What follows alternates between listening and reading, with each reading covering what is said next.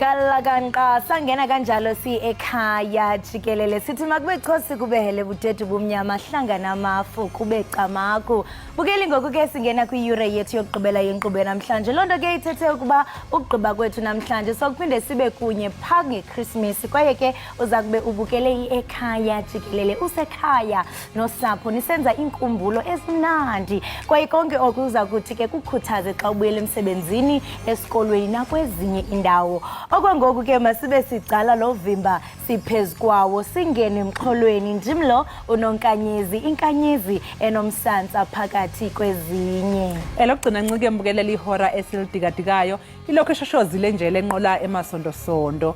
Hayi ke kukhona othe yey ukufind out akuhluphi ayikho inkinga ngokufind out. Inkinga nje iqala ebusuku. Yabona lento yokufind out ayizwani inhlobo nobumnyama. Sengathi ungafind out kusemini bese vele kuhlala kusemini.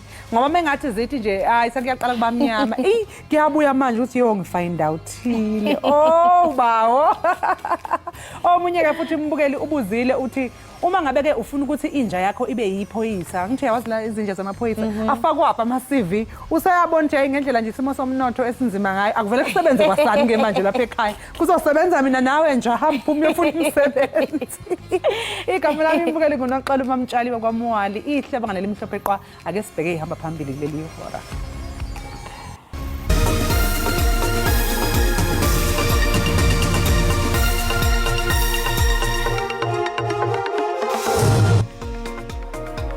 Kulindeleke ukuthi umnyango wezokuthutha kanye nesikhungo esibhekele imigwaqo kuleli RTMC wethule izibalo zesikhashana ezimayelana nezigameko ezenzeke emgwaqweni selokhu kuqale amaholide.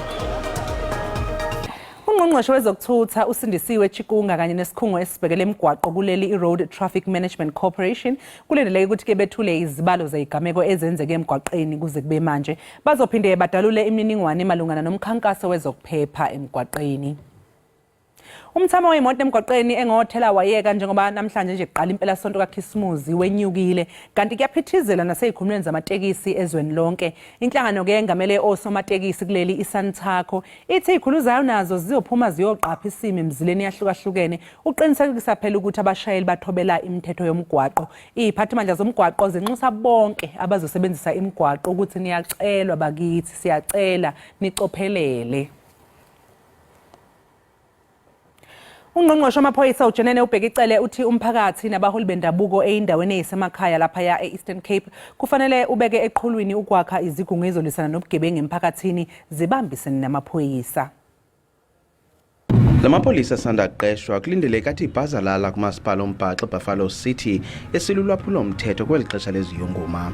Lo gama amapolisa ekuvuma ukunqongophala kwesakhono sokuqobisana nolwaphulo umthetho ngokugqibeleleyo amemelela uluntu ukuba luncedise ngokusungula amaqela azakuthi ancedisane namapolisa i-community policing forums. We've got 62 million South Africans and we've got about 187,000 police. So there'll be forever more. So inviting more communities and more CPF and more people getting involved, as we did speak with the lady that comes from there, that even if we increase the police and the van, we shouldn't push the communities back. We must forever work with them. Umkomishana wamapolisa kuzwelonke uqinisekise ukuba abakhweli nabaqhubi beebhasi ezihamba imigama emide azakhuseleka kweli xesha leziyunguma njengemiyalelo yenkundla ephakamileyo yasemakhanda. Le nkundla ityabeke umkomishana wamapolisa kazwelonke nowephondo ngokutyeshela imiqathango yenkundla yokuba kusungulwe icebo lokuqinisekisa ukhuseleko lwezibhasi xa zihamba ephondweni leMpuma Koloni. We are complying with the interdict.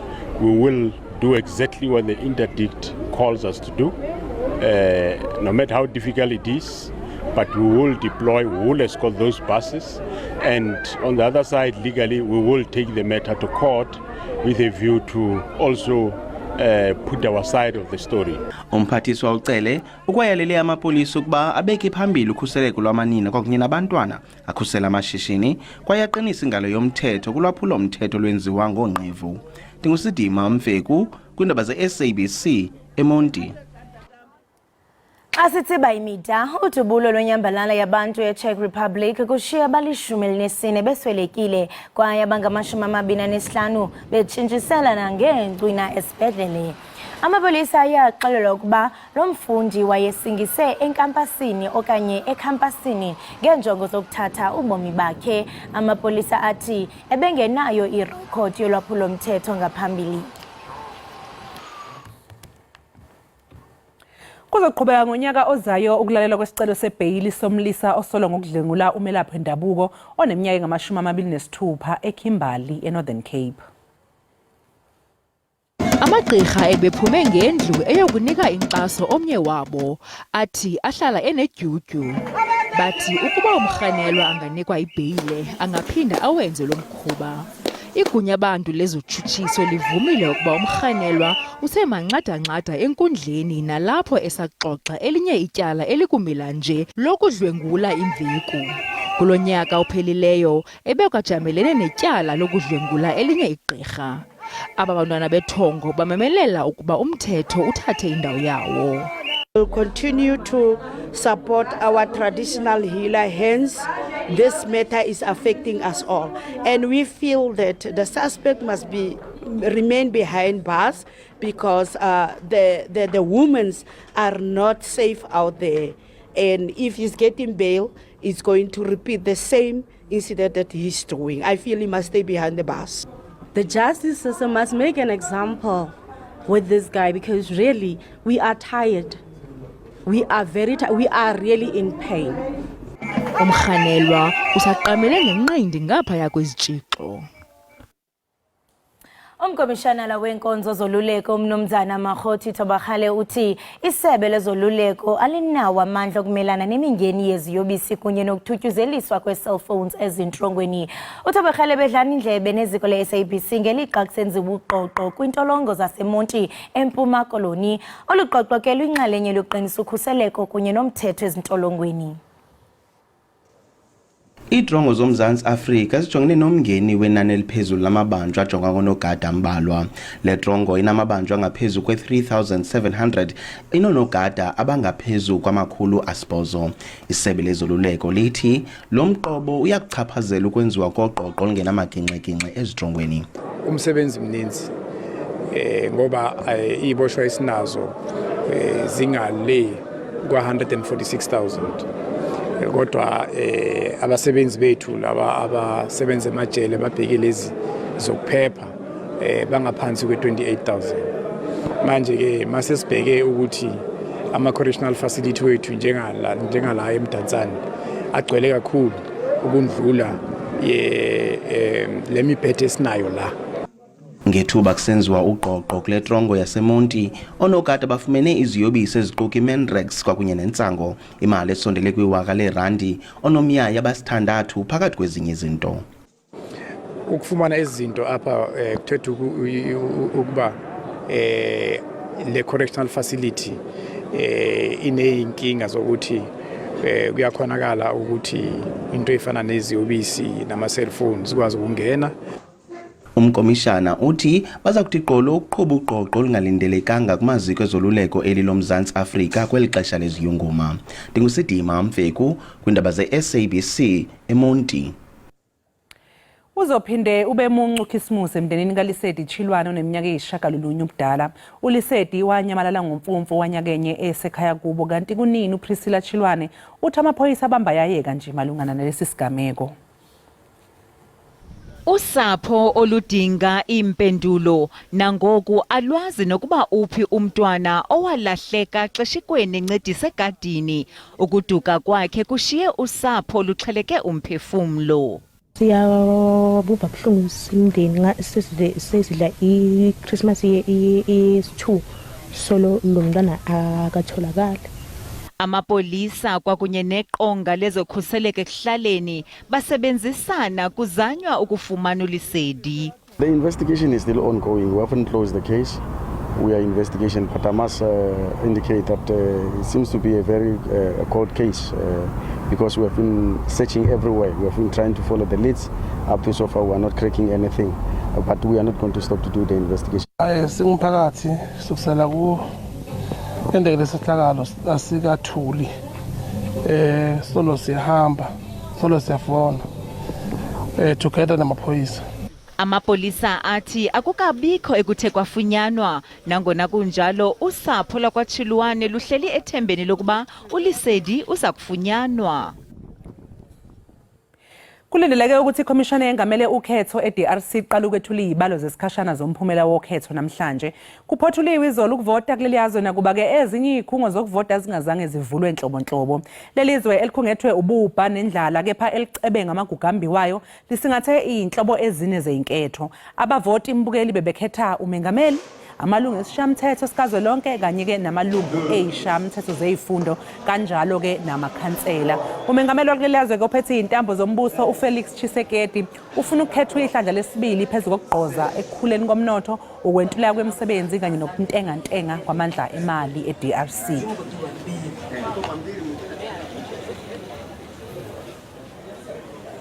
Kanti ke mbukeli njengamanje ake sibheke nje ukuthi ke yipi imidlalo esingayilindela njengoba singena nje kule mpela sonto. Ngomgqibelo iChippa izosingatha iPulukwane City kanti iKaizer Chiefs yona izobe iyimisele ukubuya namaphuzu amathathu uma isigadulisana ke neqembu elidonsa kanzima iRichards Bay FC. Komunye ke umdlalo iGolden Arrows engakaze inqobe nakanye emidlalweni eyisithupha edlule yona ke izobe iyimisele ukubuya namaphuzu agcwele uma igijimisana neTS Galaxy esayigotha amanxeba kulandela ke ukukhala ngaphansi kwamanqamu weCarling Black Label nesikhathi ibhekene neStellenbosch FC. iRoyal AM yona izobhekana neSwallows FC bese kuthi ke emidlalweni ozobe ubhekwe ngamehlo abomvu kule mpela sonto uzobe ke uphakathi kweSuperSport United kanye neOrlando Pirates. Mbukeli ngesonto iCape Town City izosingatha iqembu elihambela phezulu elihlele esicongweni selog okuyiMamelodi Sundowns engakaze ishaywe nakanye selokhu kuqale nje lesizini. Kanti ke mbukeli ngokusiguqula ikhasi sijonge kwimidlalo yaphesheya kwemida. Namhlanje ke iAston Villa iza kubana amandla neSheffield United ngokuhlwa kwanamhlanje izawenzeka yonke lonto pha eVilla Park Stadium. Kanti ke mbukeli uma ngabe ke sibheka umbango wesicoco seleague ecebe kunawo wonke emhlabeni kwi-English Premier League ngomgqibelo iWest Ham izokwamukela iManchester United ebese kuthi Nottingham Forest esanda kuhlukana nomqeqeshi uSteve Cooper yaqoka ke yona uNuno Espirito Santo izobhekana neBournemouth. Komunye umdlalo iFulham yona ke izogadulisana neqembu likaLyle Foster okuyiBurnley. Komnye komdlalo iLuton Town izokwamukela iNewcastle United. Kuzothi ke emidlalweni ogcina iLiverpool besibhekana ke neqembu eliqhwakele phezulu kuyilogo okuyiArsenal. Kanti ke umdlalo uzakudlala ngempela veki ngecawe iWolves izakube iqhubisana nayo iChelsea United.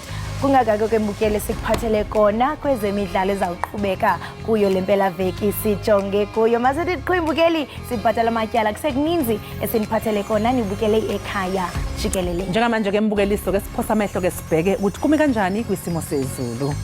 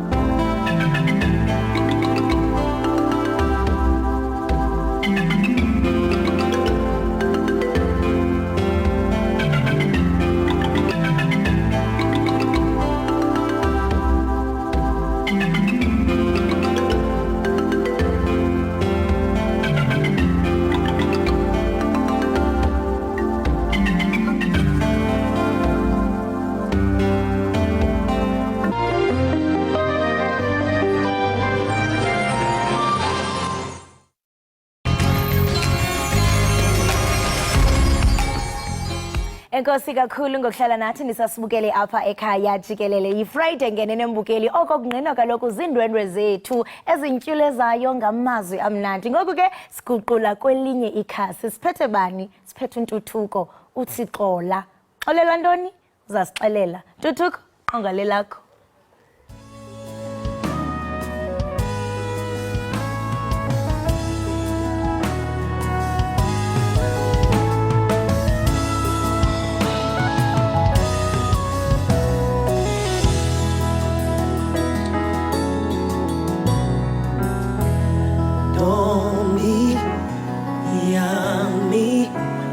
Ndoni yamazi wamuhle emehlweni ami ngiuhambile wonke umhlaba running around in circles ngakhetha wena kuzo zonke izimbali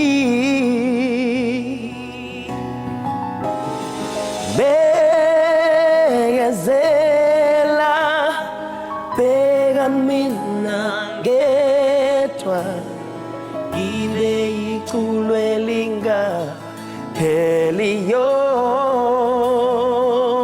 Ongodwa kola be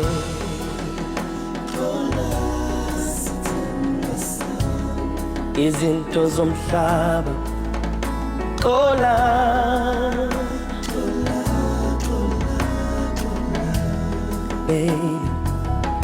Ngithi kola baby yes izinto zomhlaba kola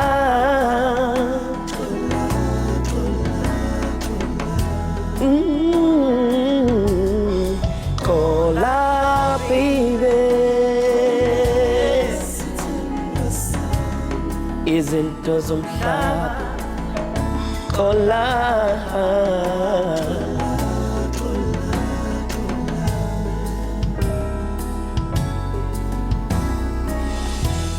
Koni ndabe sendli swenyami azange ngikuphathe kahle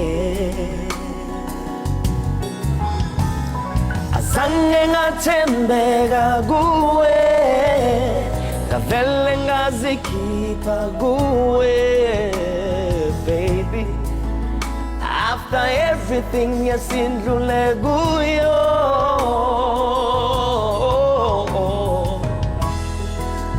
Ngikolele sithandwa sa Ngikolele laviwa Kola, kola, kola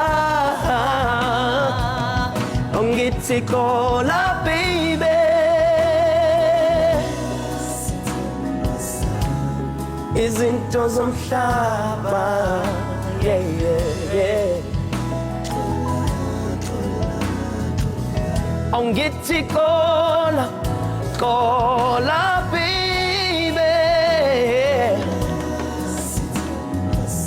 Izinto zomhlaba sithando sami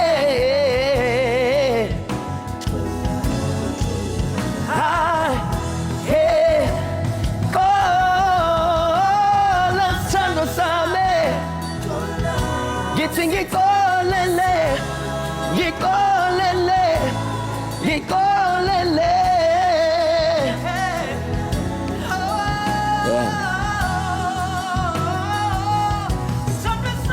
Yes.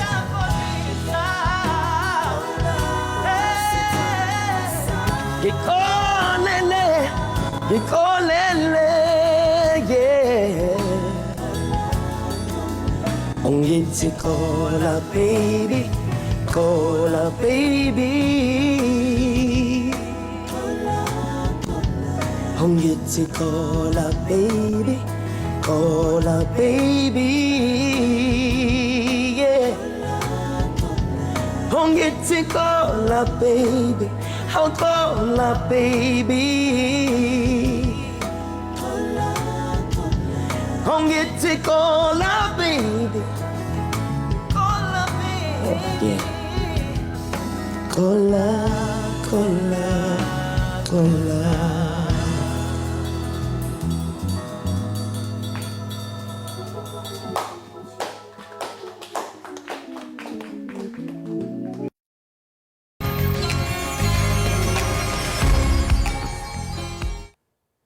Siphinde sikwamukele mbukeli lapha ekhaya Jikelele. Sibonga kakhulu ngokuthi ke usahlanganyele kanye nathi. Mbukeli, njengoba wazi ke ukuthi uDisemba isikhathi semicimbi lena le, kanti ke futhi ke ithe chithesaka izwe lonke, iphekwa ngomhluzi wayo impela. Amabombo onke azobe ebhekekele eThekwini, KwaZulu-Natal, eMandeni, Dokodweni Beach Festival. Kanti ke lapho kuzobe kukhona ukhuzani, igcokamelisha, ugatsheni nabanye ke abaningi. Kanti abazobe bephethe uhlelo abasakazi boKhozi FM okubingelela Mpanza kanye no Sel Beyonce. Njengamanje ke mbukeli sixhumana nomgqugquzeli wale ndumezulu umAfrika Mpanza. Afrika sikubingelela sikwamukele lapha ekhaya Jikelele. Sanibingelela babukeli bekhaya Jikelele. Sibonge kakhulu nje, siyajabula ukuba nani. Ujabula thina. Akusenze uzatshwala ke ukuthi iqale le ndumezulu yomcimbi. Ngabe nimi ngomumo asehamba kanjani amalungiselelo? Singomumo omkhulu kakhulu ngomhla ka27 and 28 amalungiselelo aseqalile njengamanje si busy namhlanje nje sizoba nama activation Mandeni tourism experience esizoyihamba sishutha zonke indawo ekhona ekufanele nje kuqale manje abantu bebone mabevakashe eMandeni kwiLembe district bupho ubuhle obukhona kusasa impela nje sizobe sise Sanlam Center yabona nje Impangeni Shopping Center sizobe sikhona njengamanje abantu sizobapha senze giving back to the community sibamsene nayi isenta sizothi abantu akumele bejabule fanele siphindisele kubantu njengoba kuzoba no Christmas mningi nje kakhulu imikhankaso sizohamba i-event singomumo ezokuthutha ihlelekile eze-security ihlelekile ama-artist akhona aseqalile nasenkundleni akukhuluma nge-event. Manje hayi nje ubusha na ukuthi ama-artist ayakhuluma impela ngale event kumele ngabe seninaso impela ke nesithombe sokuthi yini ningayilindela ingaba abantu bazofika ngobuningi babo abantu bazofika ngobuningi babo kakhulu ngoba ama-tickets ayaphela kumele nje baphuthume bayowathenga ngoba sinesibalo asifisi ukuthi kube event egcwele kakhulu ngenxa ngokuthi uDisemba ngosuku uma kuDisemba ke sibe sibaleke ukuthi amabhishi kuyagcwala abantu nje abawathenga amathikithi siyabona kakhulu kukhona ke ama challenges sike sabanawo ngenxa ye network njengoba kuDisemba kodwa siyaqinisekisa ukuthi namhlanje eGingindlovu kuMandeni bazobe bekhona i-team yethu ibusy ilekelela abantu nje i-event ikhombisa ikusasa elikhulu ngoba izoqala ngomhla ka27 ngama beach games ekudlalwe kube nama hiking ezoncebeleka mase iba nothukzini ntambama sivale silungiselela usuku olukhulu ke la eyoze kusekuseni khona ngomhla ka28 kube sekummusic ke lapho ke sijabula nemndeni yethu nabantu abancane ngoba nezingane ezincane ziyangena asifithi kuba khona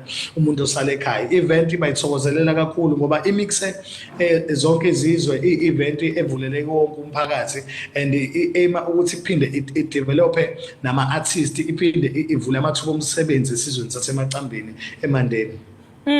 Hayi mAfrika ngiyakuzwa laphana ubala udlala thukzini ibaphi ke mhlambe abanye ke abacula nigabe ngabo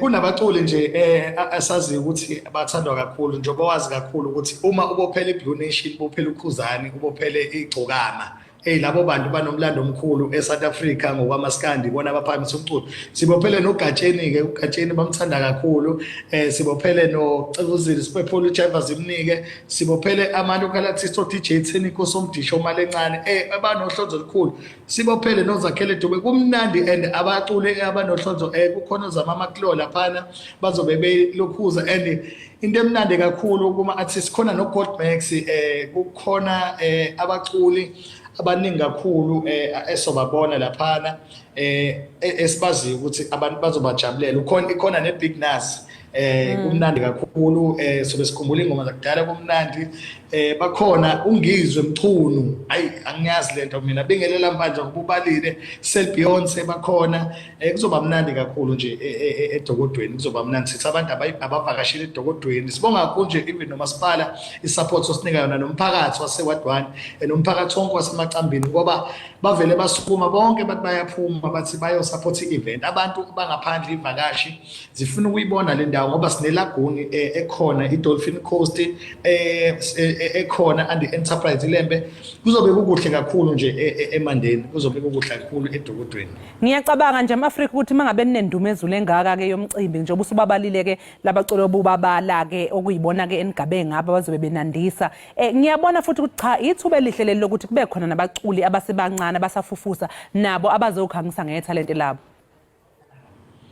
Yebo kubaluleke kakhulu ngoba sithi masenza i-event akumele ukuthi sigcine sishiye i-development singayenzile ngoba kuzoba ne-workshop ngosuku sifisa uku-workshop ama-artist azobe khona sifisa ukuthi nosomabhizinisi abazo-exhibit i-craft kuzobe kunezinto ey'ningi kuzobe kunama-restaurant nje ngaphakathi bakwazi ukuthi kube i-picnic emndeni ihlale yonke into yobe iseduze kunemidlalo kune-camp abantu sizaba camp 2 days sisebenzisana nayo eMacLeod Travels sizobe nje kuphephile kunama-shuttle abantu bebhukha ama-campu nje kuzobe kumnandi kakhulu nama-artist azobe khona ama-live band dokodweni jazz band kuzobe kumnandi oParas ozawadi yamungu abazwa kakhulu ngomculo indigenous music and ama-games azobe khona so adlala abakhona komabonakude kudlala ama-games ngoba sipromotha i-unity ne-social cohesion siphinde sithinte nokuthi sipromote into yelembe ngoba ithina-ke ilembe laphana kwilembe district. Yini ilembe la ngempela ke njengoba usho ke nawe ilembe district engabe eAfrika nizobe nisebenzisana nabezokuphepha yini le ndumo ezulu ngoba phela imicimbi emikhulu njengalena kubalekile ukuthi vele iphephe kuphephe abaculi bazobe bekhona kuphinde kuphephe ke nje nezihlwele nabantu abazobe bezile bezojabulela indumo ezulu.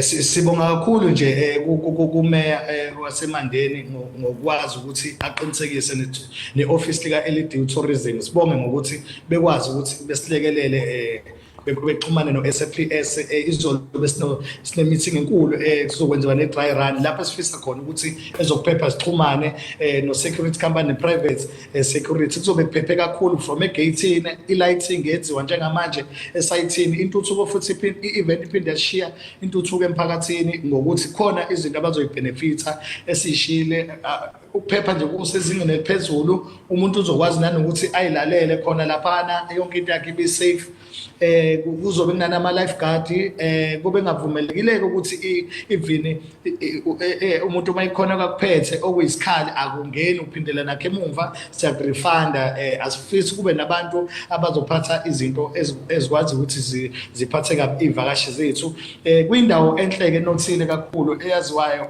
ngomlando omuhle wezokuvakasha nendawo zokuncebeleka so asifisi ukuthi kube event engakwazi ukuthi igcine ingaphephile kwi-event ephephe kakhulu zenziwe zokuqinisekisa ukuthi siphephile lapha kakhulu edokodweni. Sibonga kakhulu ke eAfrika ngesikhathi sakho namhlanje ekseni hayi sinifisela inhlanhla ke sengathi ungihamba kahle ke umcimbi wenu sesiyozwa usuphelile ukuthi wahamba kanjani. Aniyozwa nje sozobe siqopha umlando ugcokama elisha ehlukanisa unyaka laphana nokhuzane bekhona siyabonga kakhulu nje kakhulu ekhaya jikelele sizizwa sekhaya abantu abathenga amathikithi sithi ekhaya jikelele. Sibonge kakhulu umbukeli lo bekum-Africa Banza ke besixoxisana naye mayelana nedokodweni Beach Festival ekhona ke njengoba sazi ukuthi uDisemba phela imicimbi ithe chithisaka asiqu 8 lo mbukeli sizobe emva komsizwana.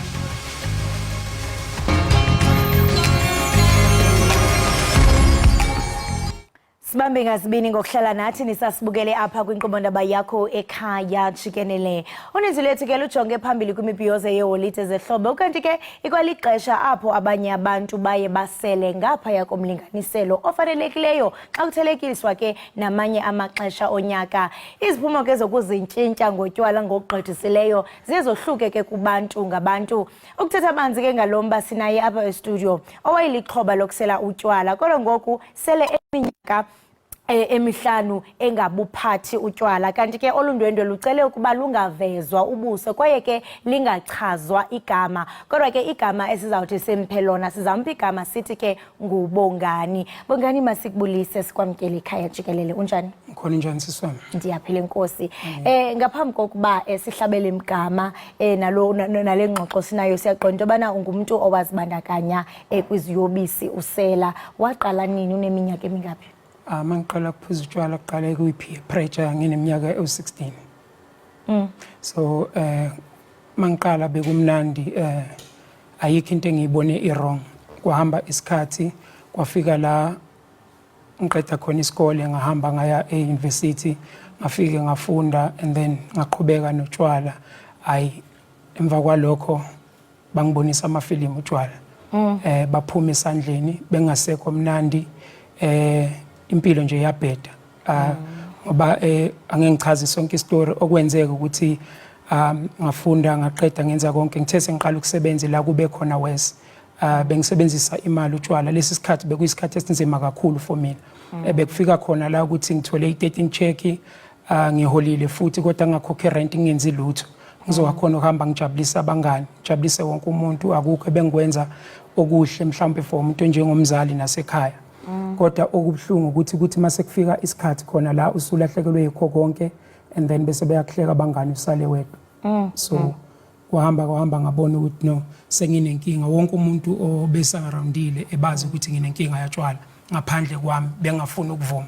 Up until kwafika usuku khona ngo-2018 July 29 ngafuna usizo and ngalithola usizo. Since lolo suku akaze ngiphinde ngaphuza utshwala empilweni yami. Into emnandi ngelibali lakho kukuba uthe ekugqibeleni wafumana uncedo. Ndiba nomfanekiso ngqondweni nje umntwana ona 16 years because I mean uyacinga into yobana ingaba intoni impembelelo, usemncinci usafunda isikolo, ngapha uyatsho into yobana ungena nasemsebenzini uchitha imali yakho uthenga utywala uthengela ichomi. Ekufumaneni kwakho uncedo ndiyafuna uqonda into yobana umonakalo ebesele emngakanani apho ubona mhlambe engqondweni nasemzimbeni intone yakwenza futhi into yobana uthi uthathe sosigqibo soba mandifumane uncedo. Ngiyabonga umbuzo wakho sisi wami and la kwafika khona ukuthi ngifumane khona uncedo. Kwabheda ngalendlela yokuthi ngayekela umsebenzi and then kwaphuma imali zami ngithe ngingasasebenzi, ngayidla yonke imali utshwaleni, ayikho into engayenze yaphathekayo. So from ukuhlala endaweni ezikuma-northern suburb to utshwala bangithatha bangibeka estradini sase-Hebrew ngenayo indawo yokuhlala. For isikhathi esingango-5 to 6 months ngilala kwesinye isikorokoro in between of ama-flat la engangiphuza khona. Labo bantu ukhumbula ukuthi babengazi impilo isahamba kahle, hamba ngo-BMW ngobhuti uMadlisa. And then ithe impilo isingishayile, umuntu obekhona empilweni yami akekho umngane obekhona, umuntu obekhona umama. Umuntu engangamenzeli lutho. Ila engathatha khona isigqibo sokuthi ngidinga usizo. Usizo liyatholakala ukuthi lifihlekile. Ngavuka ngaya la abantu abazongi-understanda khona, ngathola usizo kwinhlangano abathi Alcoholics Anonymous. Ila engathola khona usizo. And then njengoba sengiyekela utshwala ngaya e-Alcoholics Anonymous, kuba negap evulekile le engangizama ukuyivala ngotshwala for iminyaka eminingi. And then yona ngiyivala nge-12-step program. Sine 12-step program edila nengaphakathi kwakho because all along I was trying to escape from myself. Kunezinto eziningi umuntu ayezibalekela njengobusho ukuthi kwenzakalani, and manje 12-step program ngenza ukuthi ngikhona ukudila ngayo. Usizo liyatholakala and laphana asiwona ama-health workers uyayidiagnosa wena oyisholoyo ovumayo. And kuwo wonke ama-steps akhona kwi-12-step program ebaluleke kunayo yonke yokuqala admitted ukuthi I'm powerless over alcohol and my life has become unmanageable. So once Leo step wasenza waba convinced ukuthi in the innermost phakathi kwami ekujuleni kwenhliziyo utshwala abungisebenzeli, impilo yami yashintsha khona lapho kuze kube namhlanje ngiphila impilo engcono. Ngiyakhona ukucabanga into mangiqalile ngiyakhona ukuyenza. Umama umtholile umntwana wakhe back because beselahlekelwe indodana yakhe. Umntwana wami unobaba wakhe back. I'm a responsible citizen in the country and konke lokho bengikhona ukwenza ngaphandle kwe-Alcoholics Anonymous ngoba bangibambe ngezandla zombili ngapha nangapha, angisenaso isandla sokuphakamisa ubhili. And kule season whereby everyone uhyper ujabulile uyaspenda wenza yonke into ukujabulisa abantu ngotshwala kufika uJanuary kube ngathi ubungazi ukuthi kune-school fees zonke izinto angisekho kuleyo ndawo ngikhona ngizihlalela amaholidi mangiqeda ukuvala emsebenzini kumele ngiphumule lo mzimba osebenzayo qali ngangakwazi lokho mangifika ekhaya bengibeka isikhwama ngibonakala eJanuary sengisithatha ngihamba akusiyimpilo leyo. Wow, that is profound. And I mean, ngendlela obalisa ngabo ubomi bakho into bana uye walala nasestratweni for 6 months and ngelixesha abantu buncuma nabo ubwatyiso obutywala nezintintya ngabo bebesele bengekho usheke nomzali wakho and uyathi into bana ungenile ndiyayithanda nezi programs uthetha ngazo into bana i-steps sokuqala kuk-admit into bana jonga utywala bundohlulile. I am powerless at this moment. Ndiyafuna uqonda into bana kwezi programs ke ngokuthe wabe kanti uyazingena because ndiyafuna noba uxhobise umbukelo sekhaya ozibona into bana ngoku sendine-alcohol addiction andisaseleli nje kwezi programs othi ungena kuzo wabembelele wade wabe kanti ugqibela ekugqibeleni ingaba mhlawumbe kwakunzima njani because i-alcohol ilapha emzimbeni into engenzeki overnight yayinzima kanjani lo process nezi programs zakuthatha ixesha elingakanani? Okokuqala nje kuzomele ngiqale ngikhuluma iqiniso ukuthi ngaya e-Alcoholics Anonymous okokuqala ngafika because ngangisasebenza ngafika ngahlulela ngabajaji abantu abalapha angithi wabona makusena umsebenzi unemali ubabukele phansi ngoba la ama-member ahambule and then ngaphuma kanti sengiyoshawa impilo so ngithe mangiphuma yangishaya impilo so kumina kubanga nzima okwesibili ngoba zonke izinto engake ngazenza empilweni iqala ngizama ukuya kulutshwala ngangazenzeli mina ngangifuna ukuthi jabulisa umama izinto ezikanjalo so angeke izikusebenzele leya program awusenzele umuntu kumele ukuthi ube ne-rigorous honest ube neqiniso ngaphansi kusuke ekujuleni kwenhliziyo yakho ukuthi utshwala buyangihlula mina kwabalula sengibuyela lapha ngoba nga-realize empilweni ukuthi uwedwa empilweni akekho umuntu ongakusiza umama kuphela wama nami abangani labo ubuzile ukuthi basebekuphi babehlekisa ngami they were Facebook created ihlekiswa ngami mabefikile bezongibona bengishutha bejabula but those are the people engangibaphilela yikho ngithi nakumlaleli ekhaya wazi ukuthi ukwenza ama-consequences usala uyi-1 umndeni wakho iwona kuphela oma nawe egcineni lo kade ungawenzeli lutho ngangisebenza kahle impilo ihamba kahle kodwa umama yikho into engangimenzela yona enhle manje ngizama impilo ngilungisa impilo kumnandi umzali athi ngiyabonga ngegrocery ngidlile mntanami kuba nezibusiso phakathi so for mina ukuphendula umbuzo wakho kube lula egcineni ngishawe umhlaba wonke umuntu wakhuluma ngama ngilalelanga azange ngimuzwe and then uswazi lempilo la ngibonisa ukuthi azidlale namfana makusikho kamama wakho la so iprogram ngihamba every day 7 days anginale la mahala ngoba if ever ngingabeki le program ukuqala zonke lezi zinto manje esengikhonile ukuthi ngisebenze manje ngihlala kwami hayi ukuthi ngiyarent it's because of Alcoholics Anonymous but over 5 years I've been trying to build but ukuthi ngibhidlize yonke lento esengikhandile u2 weeks mningi kakhulu Bongani enkosi kakhulu ngokuba usindwendwele besingathanda into bana sihlabele mgama sifumanise into okubana uphi ngoku wenza ntoni ubanceda njani abanye abantu kwaye siyaqonda into bana xa uzothi 16 years umbuzo ngokuba kanti utywala abunazo na i-regulations kwaye zeziphi isombululo bona bana mazisonjululwe kodwa ke ixesha asinalo sibambe ngazibini ngokuba uzityande igila kule desika yase-Ekhaya Jikelele uchaphazele ngobomi bakho kwaye siyathemba nobukela ekhaya uzawufunda nto especially xa ezibona into okubana ngoku untywintywile kunjalo nje une-alcohol addiction enkosi kakhulu. Ngiyabulela sisi.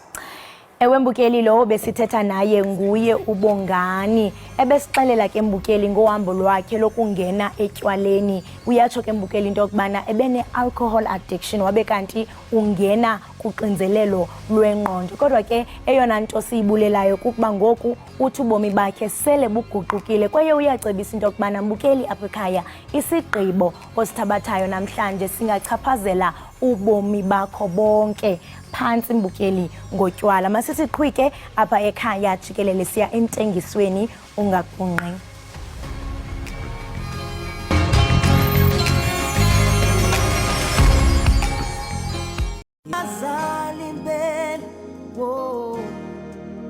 Bengifuna ukumthatha thina sakhumbuza sibambane kamnandi awukodwa manje ithemba lami seliphele nya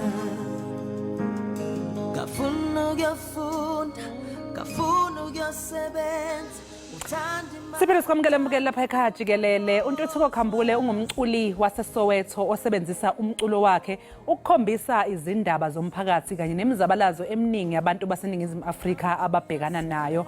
Umculo wakhe ke ukuthatha ukubeke emathandweni futhi uvusa isifiso sokukhumbula ukuthi uthando konje lunjani. uNtuthuko ukhona ke lapha e-studio mbukeli ukuze azosichazela kabanzi ngohambo lwakhe emculweni. Sikubingelele Ntuthuko, asikwamukele lapha ekhaya. Sanibona sisunjani? Hayi siyaphila, ngiyakubona ukuthi I know now, right? Ngiyabona futhi kodwa ngikhathele but I'm happy when I'm here. Story for another day. Exactly. Kuyasatshenza, kuyaqhutshwa, akulalwa, ayikho inkomo yobuthongo sisho njalo isiZulu.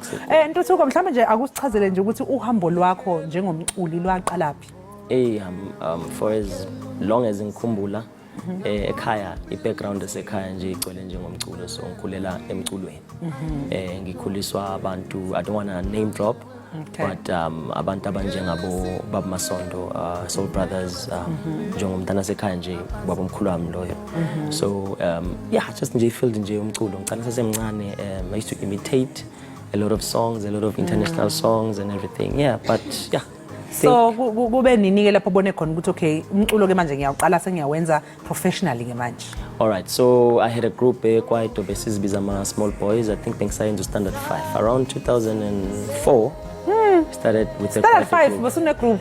Yes, in the group. Yes. Yeah. And then escalator again ngayenza a gospel group, ngajoin a young gospel group lapayana. Then that's why I discovered my voice even more. Because we quite bekhulunywa, like it's not like vocal. Yes, so rapper nje a bit, but mina I was always ngiwumuntu oculayo kulawo ama verses akhona. So then ngaqina kakhulu ke from the gospel group. So manje nje for umbukelo osekhaya naye ofana nawe mhlawumbe uthanda umculo nawe netalente, ungena kanjani ke emculweni ezini? Sengisho ukuthi like do you have a record label, urelease kanjani umculo? Okay, so far uNtuthuko is just nje a solo record label owner, but ngingathi solo alone because ngisebenzisana nabanye abafowethu aba engikhula nabo. You know, khona i-record label siqede we-register khona manje Busy Loyalty Music Group. So that's the record label that we have, which is nakhona isaqala. It's very difficult to get into the music industry, I won't lie, but siyazama kakhulu ukuthi nathi sikhona ukungena kulama platforms lawa khona. I think we have ilona khona manje i-social media, you know, sekubalula manje kusafana naseqaleni. Manje njengomculi nje osafufusa mhlawumbe ungathi iziphi ingqinamba obhekana nazo nanokuthi zona wenze njani ukuze uyi-overcome? Ngisabhekene nazo, let me just be honest. Angeke iziphele, you know, because of for instance you want to ukuphuma sobala. You know, you'll meet other people that would say, we will take you out there, or maybe a record label or a PR manager or a manager, but then ingasebenzi ngalendlela ofisa ngayo, and enga understand futhi ukuthi what are you all about, yini sephakathi, like ngaphakathi kwakho kuyini okubilayo, you understand? So uthola ukuthi akakupresent kahle out there. So mina I'm a hands-on type of a person, so ngiyathanda ukuthi ngiyikuzenzele. Kuze ngingadli isikhathi sakho sokuthi uyocula lapha mhlawumbe ngisho nje fast ukuthi abantu bangakuthola kuphi ebese ke uyahamba ushaya udume ngaso. Okay, no, abantu bangangithola ku Facebook as uNtuthuko Khambule, and then ku TikTok uSoweto's Lover Boy, and then ku Instagram uNtuthuko SA. Lithi nicolo zoshayela lona manje wasizivalwa nje uhlelo. Uzandisile, it's a beautiful song. Iyafundisa ukuthi ngitshela abantu besimame ukuthi mabavuke bayisebenzele bangabi like badepende ebantwini besilisa njengoba kune-GBV kanje. Ubaluleke kakhulu ukuba ukuthi umuntu wesifazana ayimele, especially ngonyaka u2023. So ke Ntuthuko hayi thatha istage mfowethu yoshayela ingoma yakhe emnandi. Sebelindile ababukeli.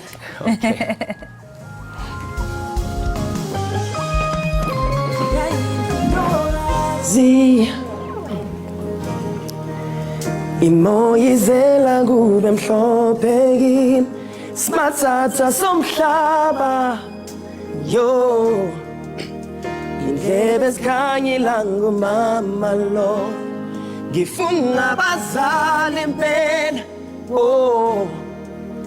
bengifisa ukumthatha thina sakho umusi sibambane kamnandi awukodwa manje ithemba lami seliphele nya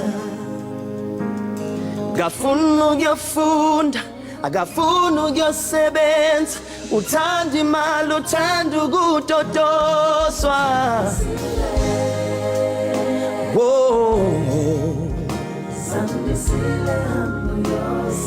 hambu yosebenza zandisile hambu yosebenza hambu yosebenza hambu yosebenza zandisile zandisile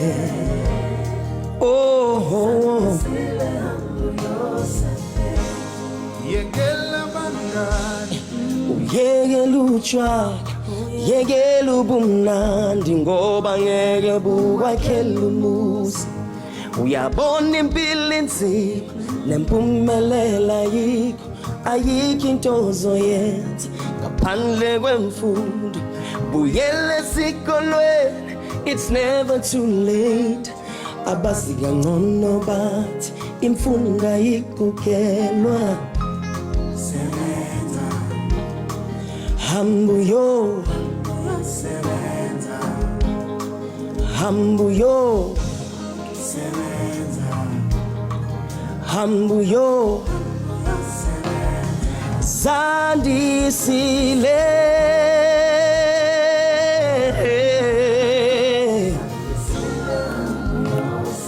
hambuyo sebenza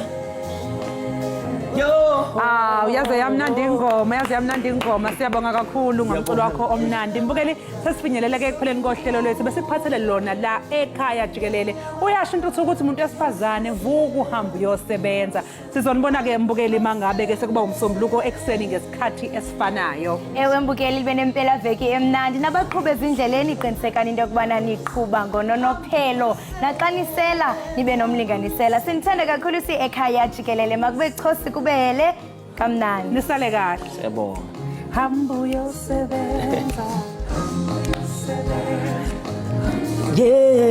zandisile hambu yosebenza mame